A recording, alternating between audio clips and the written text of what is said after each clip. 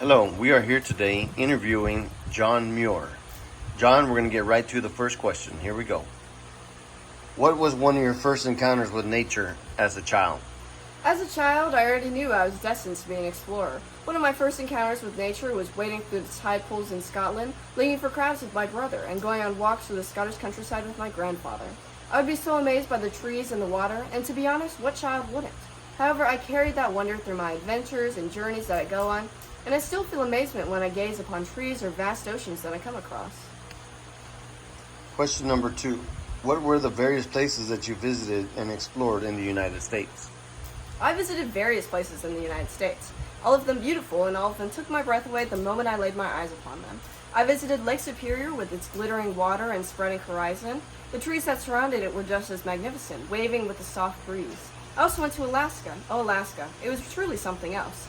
The animals that I saw there were beautiful, and even through the bitter cold, I saw the wonderful nature that spread throughout the landscape. But one of my favorite places was probably Yosemite. Yosemite was a landmark in my career, and it changed my life in a multitude of ways. Question number 3. How were you involved with Yosemite in the creation of a national park? As I have stated before, Yosemite was a turning point for me. I researched how Yosemite Valley was formed, I measured the height and width of the boulders and rocks as evidence, and I found that glaciers had cut their way through the valley to form it. I was also a nature guide in Yosemite. I loved leading people through the landscape and seeing the look of wonder on their faces as they stared out at the vast wilderness. A very significant person that visited Yosemite with me was President Roosevelt. He was monumental in helping Yosemite become preserved as a national park.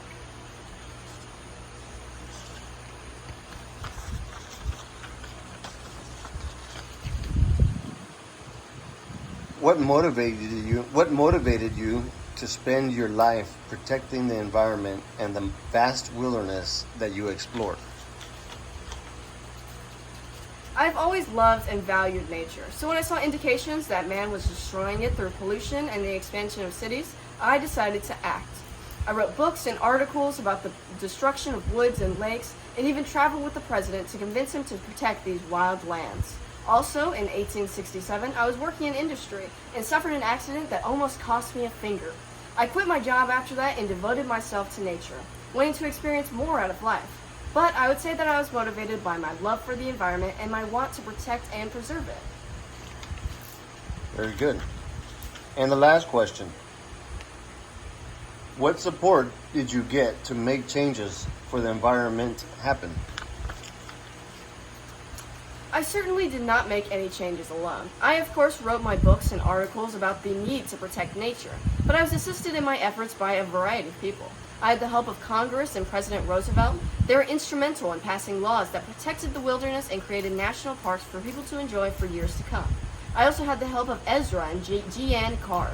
Ezra introduced me to geology, and Jeanne mentored me and introduced me to many literary figures. She also sent my letters to publishers and helped me to get articles published that told of the changes that needed to happen for the environment. All these people and more helped me to achieve my goals of protecting and preserving the environment. I most certainly could not have done any of this alone. Wow, that was an amazing interview. Thank you, John Muir. Thank you.